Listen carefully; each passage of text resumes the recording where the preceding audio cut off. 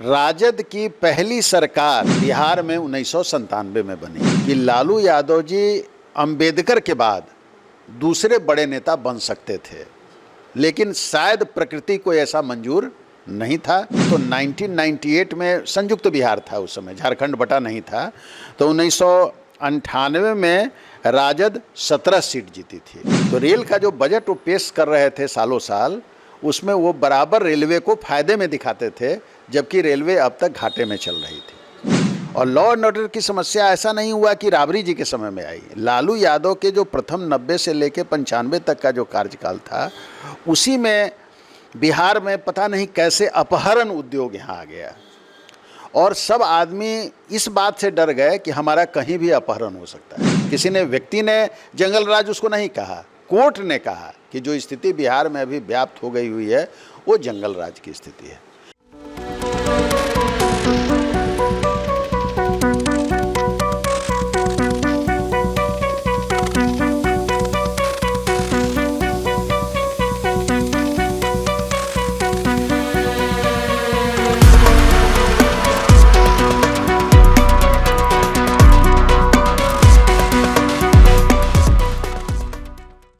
नमस्कार, मैं निशा श्री आप तमाम दर्शकों का स्वागत करती हूं फर्स्ट लुक बिहार में, जहां हम देखते हैं खबरें जो जानना ज़रूरी है। और जैसा कि हमने इससे पहले भी जेन जी को और यूथ और फर्स्ट टाइम वोटर्स को टारगेट करते हुए एक प्रोग्राम किया था, जिसमें हम बता रहे थे कि हमारे बिहार की जो लोकल पार्टियां हैं वो किस तरह से बनी, क्या रहा उनका इतिहास, और आज अगर उनका एक नाम है तो किन किन परिस्थितियों में वो नाम जो है वो इस्टेब्लिश होकर के आया।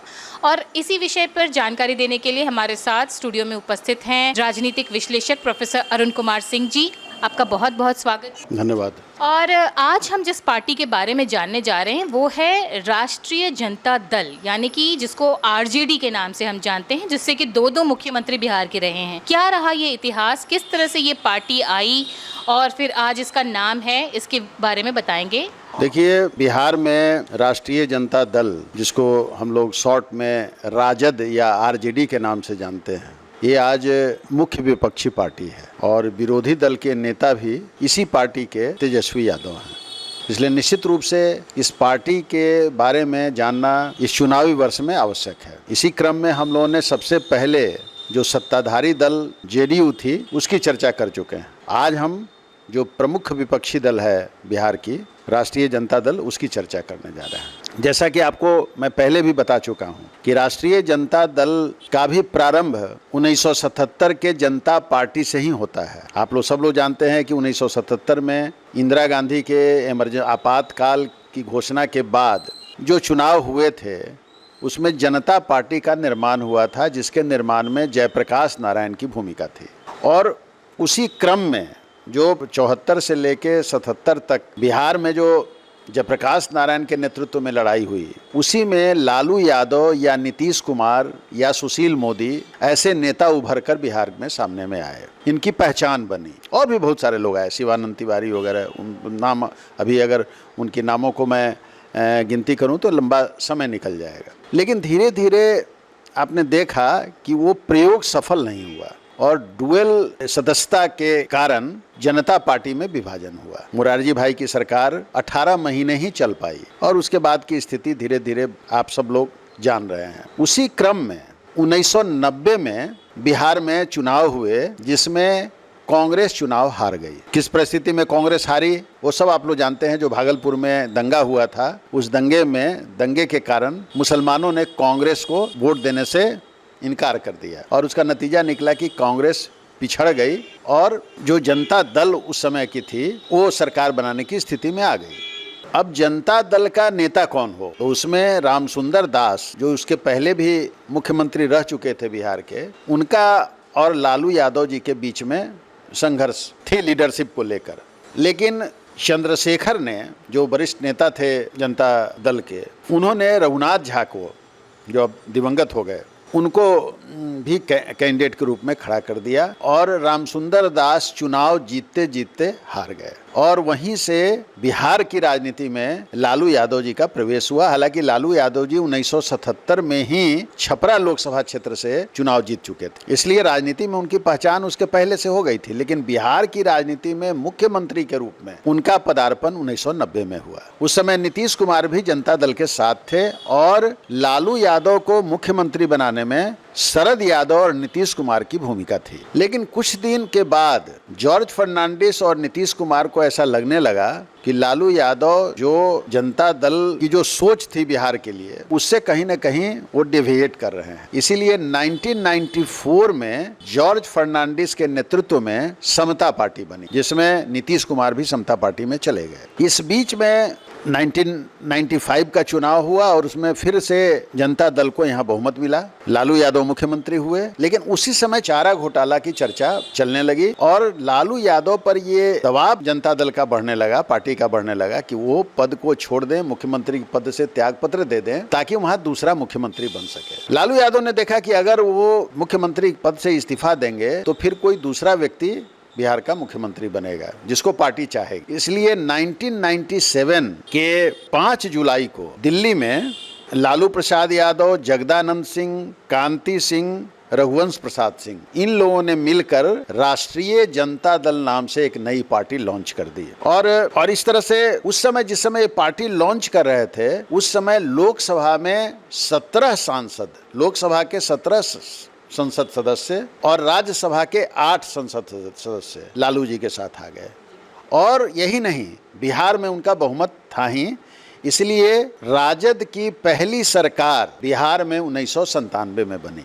इसको याद रखना चाहिए। 1990 में जो सरकार बनी थी वो आरजेडी की सरकार नहीं बनी थी, बल्कि वो जनता दल की सरकार बनी थी। तो इस तरह से 1997 में बनी। लेकिन चारा घोटाले का मामला सामने में मजबूती के साथ आता गया और लालू यादव के गिरफ्तारी की बात हो गई। तब लालू यादव ने अपनी पत्नी राबड़ी देवी को नेता विधानमंडल दल का चुनवाया और उनको मुख्यमंत्री की शपथ दिलवा दी। वो ये कारण बना उस समय, रंजन यादव जो लालू यादव के बहुत ही नज़दीक के व्यक्ति थे, पटना विश्वविद्यालय के शिक्षक थे वो, और एक तरह से कहा जाता था कि वो शैडो मुख्यमंत्री थे। रंजन यादव को ऐसा लगता था कि लालू यादव जी जब मुख्यमंत्री का पद छोड़ेंगे तो रंजन यादव को मौका मिलेगा।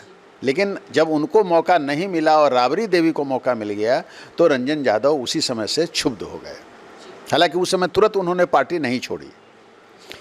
उस समय जो लोग भी थे उसमें पप्पू यादव, रघुवंश बाबू, मोहम्मद साहबुद्दीन, अब्दुल बारी सिद्दीकी, कांति सिंह, तस्मुलुद्दीन, मोहम्मद अली अशरफ फातमी, ये सब लोग जिस समय चारा घोटाले में वो उनको जेल जाने की बात हो गई थी, उस समय उनके साथ वो लोग खड़े थे। इस तरह से अब राबड़ी देवी का मुख्यमंत्री के रूप में राबड़ी देवी आ गई। हम जब राष्ट्रीय जनता दल को देखते हैं तो राष्ट्रीय जनता दल का स्वर्णिम काल 2004 का आता है। हालांकि उसके पहले अगर आप देखेंगे तो 1998 में संयुक्त बिहार था, उस समय झारखंड बटा नहीं था।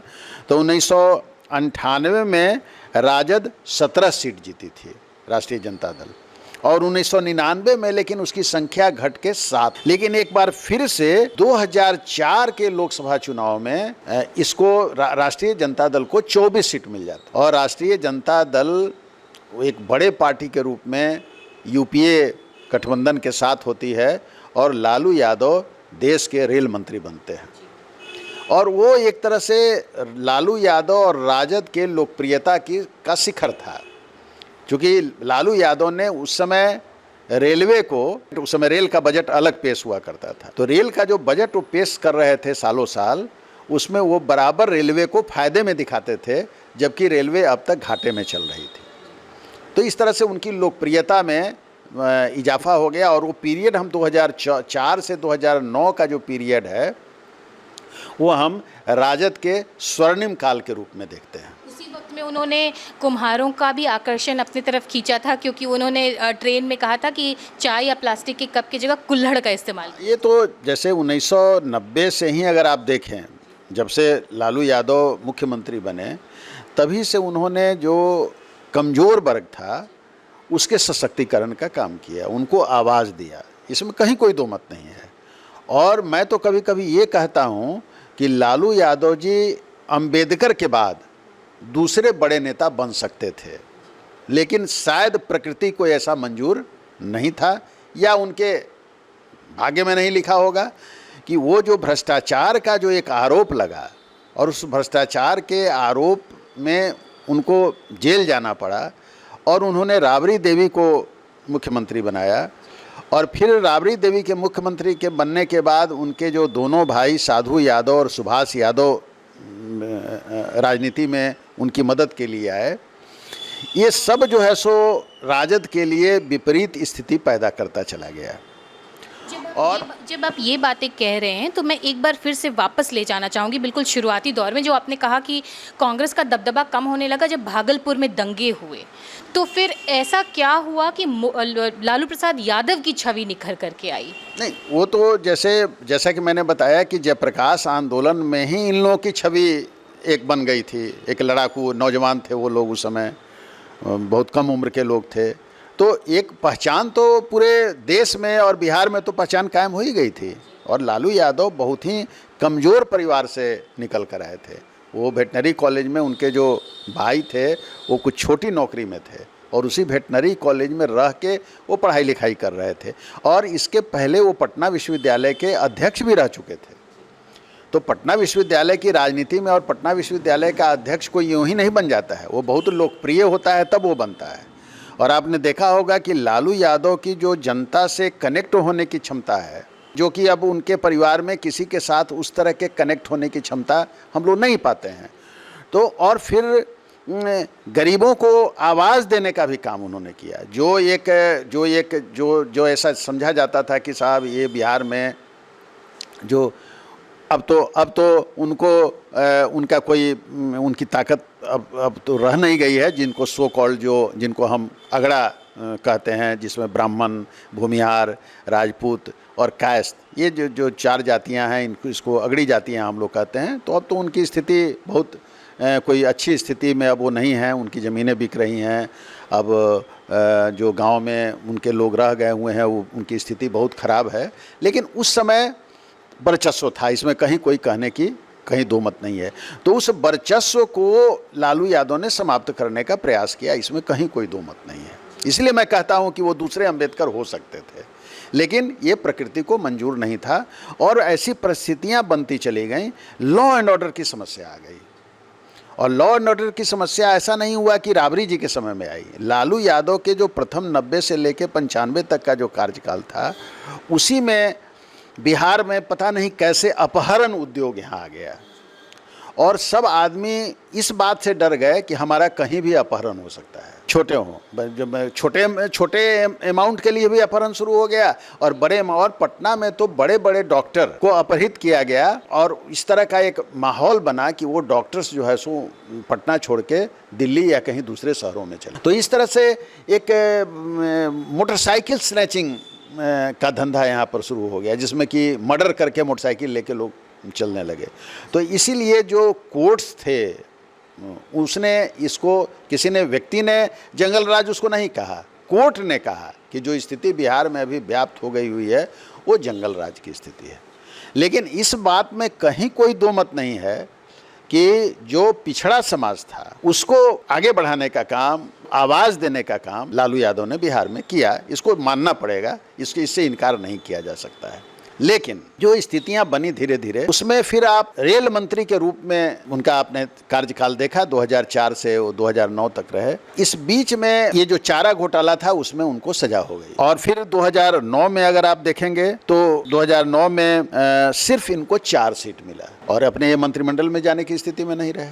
तो हालांकि 2009 में यूपीए की सरकार ही बनी और मनमोहन सिंह ही प्रधानमंत्री, लेकिन लालू जी का वर्चस्व खत्म हो गया। और जो ये चारा घोटाला वगैरह की जो बात हम करते हैं, इसमें कहीं भी भारतीय जनता पार्टी का कोई रोल नहीं है। ये तो जो कांग्रेस जब सत्ता में थी उसी समय इन सारे मामलों को पर जांच वगैरह जो बैठाने का काम हुआ था, जो सीबीआई को जांच वगैरह दिया गया था, वो सब कांग्रेस की सरकार, जो कांग्रेस की सरकार थी उस समय उसको दिया गया हुआ था, और उसमें ये आगे बढ़ते चले गए। तो इस तरह से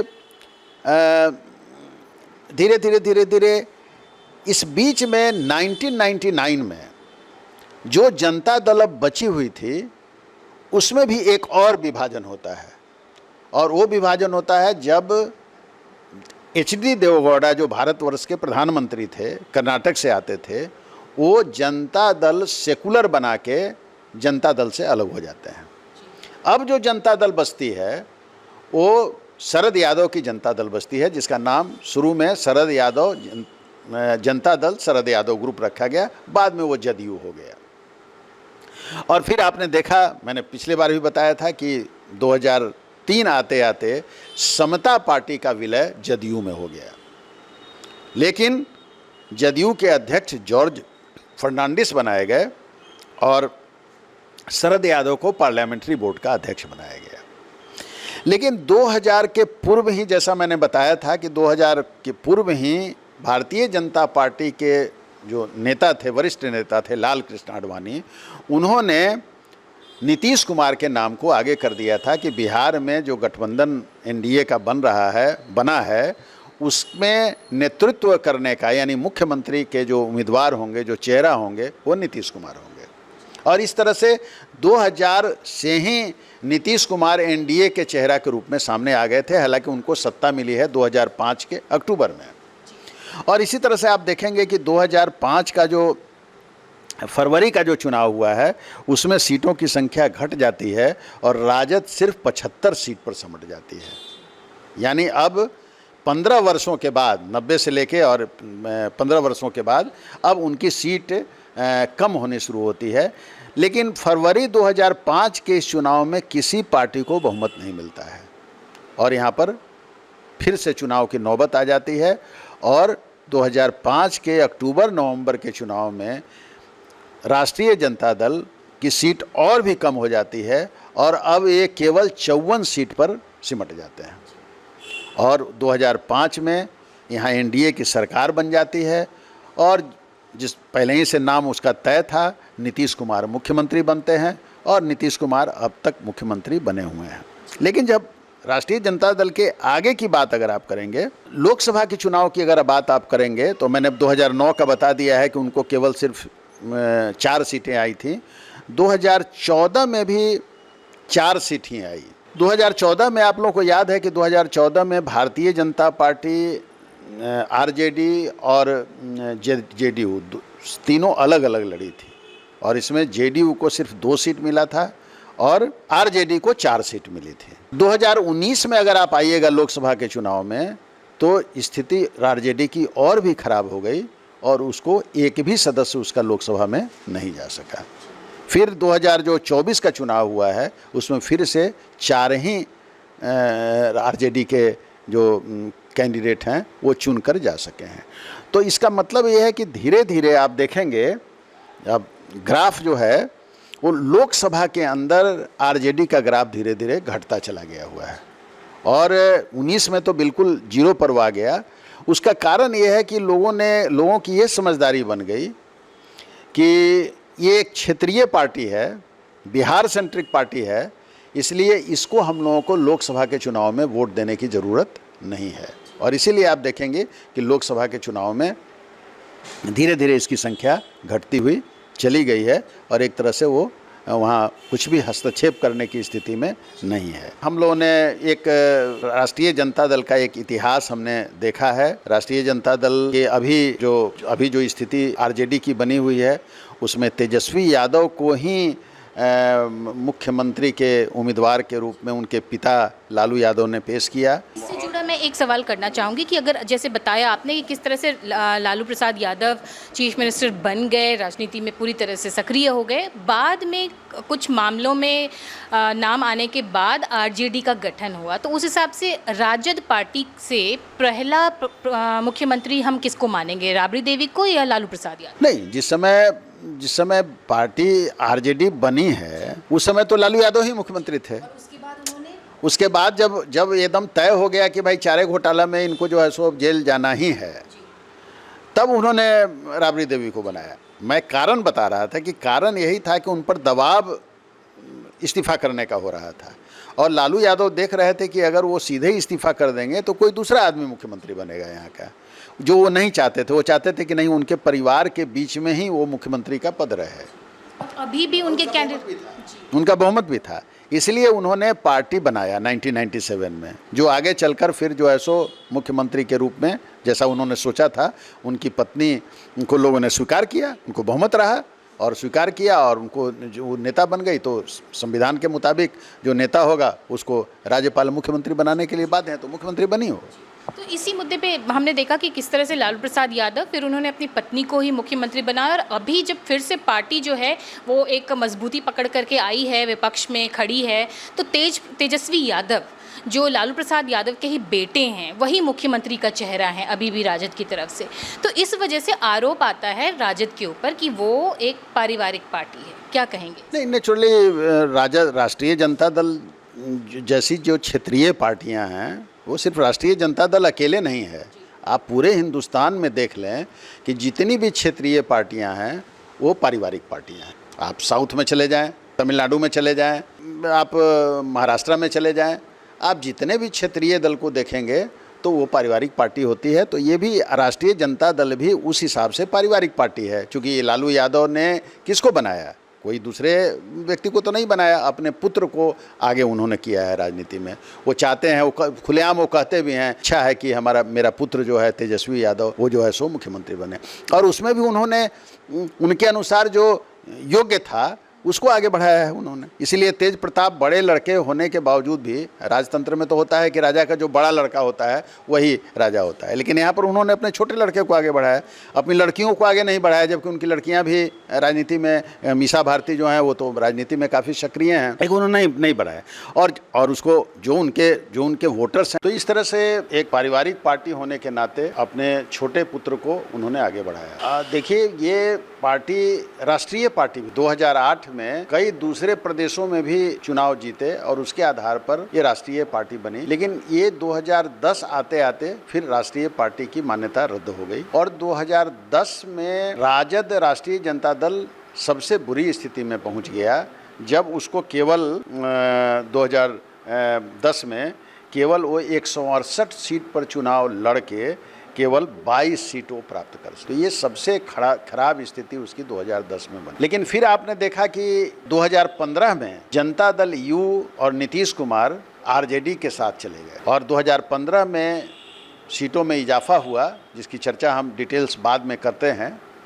और तब उसमें तेजस्वी यादव पहली दफ़े डिप्टी सीएम बने और तेज प्रताप यादव उनके बड़े भाई मंत्रिमंडल के सदस्य बने। तो एक तरह से कहा जा सकता है कि 2010 में जो पार्टी बिल्कुल समाप्ति के कागार पर चल रही थी, उसको कोरामीन देने का काम, और इसके लिए राष्ट्रीय जनता दल को बराबर नीतीश कुमार का एहसानमंद होना चाहिए कि शायद अगर नीतीश कुमार 2015 में राष्ट्रीय जनता दल के साथ जाने का फैसला नहीं किए होते तो ऐसी संभावना है कि राष्ट्रीय जनता दल समाप्त। लेकिन एक तरह से उसको जिलाने का काम उन्होंने किया और आज राष्ट्रीय जनता दल प्रमुख विपक्षी दल बनी हुई। यहाँ एक बात ध्यान देने की है कि कांग्रेस के साथ कई बार ऐसा हुआ जो उसके गठबंधन टूटे, लेकिन धीरे धीरे राष्ट्रीय जनता दल को यह लग गया कि कांग्रेस का साथ छोड़ने से मुस्लिम वोटों में बिखराव हो सकता है। इसलिए कांग्रेस के साथ उसका गठबंधन धीरे धीरे मजबूत होता गया है। वो चाहे केंद्र की सरकार, यूपीए की सरकार में हो या फिर राज्य की सरकार में हो, निश्चित रूप से उसका एक दबाव बना है। देखिए, राष्ट्रीय जनता दल का जो ढांचा है उसमें राष्ट्रीय अध्यक्ष 1997 से लगातार इस बार भी जो चुनाव हुआ उसमें लालू यादव ही अध्यक्ष रहे,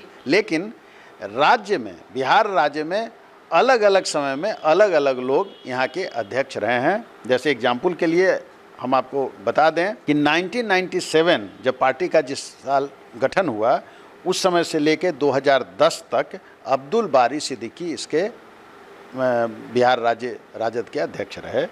फिर 2010 से 2019 तक रामचंद्र पूर्वे जो यहीं के राम मनोहर लोहिया कॉलेज में मैथमेटिक्स के प्रोफेसर थे और राष्ट्रीय जनता दल के निर्माण में भी उनका हाथ था, तो वो फिर उसके बाद अध्यक्ष रहे हैं।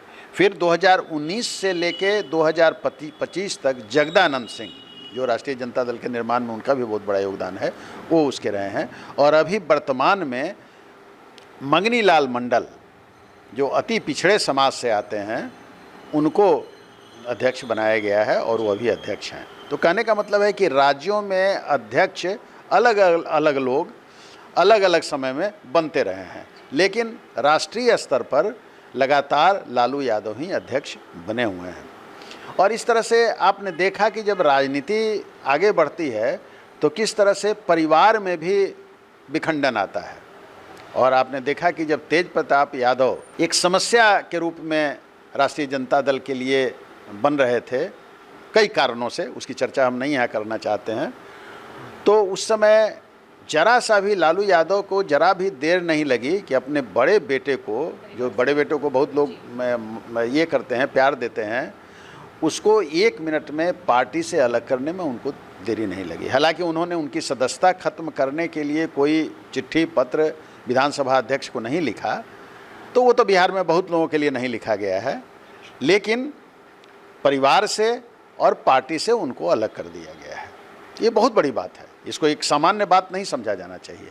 ऐसा इसलिए उन्होंने किया कि उनको लगा कि अगर हमको तेजस्वी यादव को मुख्यमंत्री बनाना है तो एक बेटे को हमको बिल्कुल अलग करके रखना ही होगा, तभी तेजस्वी यादव यहाँ मुख्यमंत्री बन सकते हैं और यहाँ का नेतृत्व कर सकते हैं। तो आज के दिन में राष्ट्रीय जनता दल, एक लालू यादव, हालांकि उनकी तबीयत खराब है, किडनी उनका ट्रांसप्लांट हुआ है, लेकिन उसके बावजूद पूरा ग्रिप पार्टी पर लालू यादव का है और लालू यादव के साथ 32% वोट भी है, जिसमें यादव समाज का 14% और मुस्लिम समाज का 18% वोट है, जो अभी भी इंटैक्ट है। लाख कोई दूसरे राजनीतिक दल प्रयास कर रहे हैं, लेकिन छिटपुट कुछ लोग इधर उधर हो सकते हैं, लेकिन अभी भी वही स्थिति बिहार में बनी हुई है। और इसीलिए जो मैं बार बार इस बात को कहता हूं कि जो चुनाव होने जा रहा है उसमें राष्ट्रीय जनता दल एक मजबूत पार्टी के रूप में सामने में आ रही है। अब हम लोग जल्दी जल्दी में एक स्थिति को जान लें कि विधानसभा के चुनाव में राष्ट्रीय जनता दल का प्रदर्शन कैसा रहा। तो अगर हम वर्ष 2000 से इसको प्रारंभ करें, तो चूंकि पार्टी ही 1997 में बनी है, तो 2000 से अगर करें तो 2000 में संयुक्त बिहार में ये 293 सीट पर चुनाव लड़ी थी, 124 सीट पर इसको सफलता मिली थी। इसका स्ट्राइक रेट, वोट परसेंटेज इसका 28.39 था और स्ट्राइक रेट 42.92% था। 2005 के फरवरी में ये 210 सीट पर चुनाव लड़ी और इसको 75 सीट पर विजय हासिल हुई। वोट परसेंटेज इसका 25.0% रहा और स्ट्राइक रेट इसका 38.71% रहा। फिर जो 2005 के अक्टूबर-नवंबर में चुनाव हुए उसमें ये 175 सीट पर लड़ी, लेकिन केवल 54 सीट जीत पाई और इसका वोट परसेंटेज 23.45% रहा और स्ट्राइक रेट इसका 30.85% रहा। 2010 के चुनाव में जो सबसे ज़्यादा खराब स्थिति में राष्ट्रीय जनता दल पहुंची है, उसमें वो 168 सीटों पर लड़ी, केवल 22 सीट उसको मिला और उसको परसेंटेज ऑफ वोट उसका 18.84% था और उसका स्ट्राइक रेट 13.09% हुआ। 2015 के चुनाव में जब वो आरजेडी और जेडीयू साथ मिलकर लड़ रही थी, उस समय 101 सीट पर लड़ी, उसको 80 सीट पर विजय मिली, वोट परसेंटेज 18.4% मिला और स्ट्राइक रेट 79.20% हुआ। 2020 का जो चुनाव हुआ, जो अंतिम चुनाव हुआ है, उसमें 144 सीट पर लड़ी, 78 सीट पर उसको विजय मिला, उसके परसेंटेज ऑफ वोट 23.11% रहे और स्ट्राइक रेट उसका 52.08% रहा। अगर लोकसभा की बात हम देखें तो 1998 में, यानी 1997 में पार्टी बनी है तो इसलिए 98 से हम लोग बात कर रहे हैं। 1998 में 38 सीटों पर लड़ी, 17 सीटों पर वो चुनाव जीती, परसेंटेज ऑफ वोट उसको 26.58% मिला और स्ट्राइक रेट उसका 44.73% हुआ। 1999 के लोकसभा चुनाव में वो 35 सीटों पर लड़ी, केवल 7 सीट जीत पाई, उसको परसेंटेज ऑफ वोट 28.89% मिला और जो स्ट्राइक रेट था वो 20% का था। 2004 के चुनाव में वो 26 सीटों पर चुनाव लड़ी, उसमें 22 सीटों पर वो चुनाव जीती, उसका वोट परसेंटेज बढ़ के 30.67% हो गया और स्ट्राइक रेट उसका 84.61% हो गया। फिर 2009 के चुनाव में वो 28 सीटों पर लड़ी, उसको 4 सीटों पर, केवल 4 सीटों पर सफलता मिली। उसका परसेंटेज ऑफ वोट 19.43% हो गया और स्ट्राइक रेट उसका 14.28% हुआ। 2014 के चुनाव में वो 27 सीटों पर चुनाव लड़ी, केवल 4 सीट जीत पाई। उसको परसेंटेज ऑफ वोट उसका 20.846% रहा और स्ट्राइक रेट उसका 14.81% रहा। 2019 के चुनाव में, लोकसभा चुनाव में इसकी स्थिति काफ़ी ख़राब हो गई। ये 19 सीटों पर चुनाव लड़ी, लेकिन एक भी सीट जीतने में सफल नहीं हो पाई। परसेंटेज ऑफ वोट इसको मिला 15.68% और स्ट्राइक रेट इसका हुआ 0-0। फिर 2024 के लोकसभा चुनाव में ये 23 सीटों पर चुनाव लड़ी और केवल 4 सीट ही जीत पाई। इसको परसेंटेज ऑफ वोट 22.14% मिला और इसका स्ट्राइक रेट 17.39% रहा। इस तरह से हमने देखा कि लोकसभा के चुनाव में धीरे धीरे राष्ट्रीय जनता दल का ग्राफ नीचे जा रहा है या वो स्टैटिक बना हुआ है, काफ़ी उसकी संख्या कम हो गई है। लेकिन जो 2020 का विधानसभा का चुनाव हुआ था उसमें राष्ट्रीय जनता दल ने बहुत अच्छा किया था और एक समय में तो ऐसा लग रहा था कि राष्ट्रीय जनता दल शायद सरकार बनाने में सफल हो जाए, लेकिन सरकार उसकी नहीं बन पाई। तो आज के दिन में वो मुख्य विपक्षी दल के रूप में राष्ट्रीय जनता दल है और राष्ट्रीय जनता दल पूरे दमखम के साथ इस चुनाव में लगी हुई है। अब देखना है कि आगे जो चुनाव होंगे यहाँ अक्टूबर-नवंबर में, उसमें इसकी क्या स्थिति रहती है। तो ये था राजद का कि किस तरह से राजद पार्टी किस पार्टी से निकली, क्या इतिहास रहा, कौन कौन मुख्यमंत्री रहे और अभी कौन है राजद जो विपक्षी पार्टी है उसका मुख्यमंत्री चेहरा। ये तमाम जानकारियाँ देने के लिए प्रोफेसर अरुण कुमार सिंह को बहुत बहुत धन्यवाद। बहुत धन्यवाद। और इसी के साथ दीजिए अभी हमें इजाज़त। इसी तरह से एक एक करके हम बिहार की अन्य क्षेत्रीय पार्टियों का इतिहास और उसका वर्तमान स्थिति के बारे में आपको अवगत कराते रहेंगे। अभी के लिए दीजिए इजाज़त। आप देख रहे थे फर्स्ट लुक बिहार। धन्यवाद।